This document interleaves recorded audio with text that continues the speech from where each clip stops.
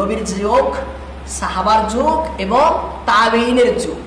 নবীর যুগ, সাহাবার যুগ এবং তাবেঈনের যুগ, এই তিন যুগ সম্পর্কে বুখারীর হাদিস ইমরান ইবনে হুসাইন রাদিয়াল্লাহু তাআলা আনহু বলেন, খায়রুকুম করনি সুম্মাল্লাযীনা ইয়ালুনাহুম সুম্মাল্লাযীনা ইয়ালুনাহুম।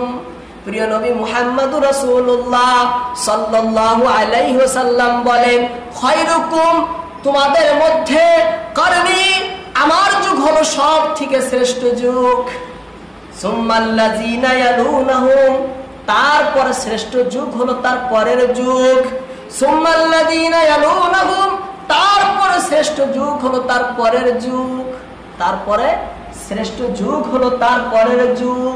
তাহলে এই জন্য আমাদের যাবতীয় ঈমান, যাবতীয় আমল, আকীদা, এর মূল ভিত্তি হলো এই তিন যুগের উপরে। মূল ভিত্তি হলো এই তিন যুগের উপরে। অর্থাৎ আমরা যে আমল আকীদা পোষণ করব, তার আসল, তার আসল এই তিনটা যুগে থাকতে হবে।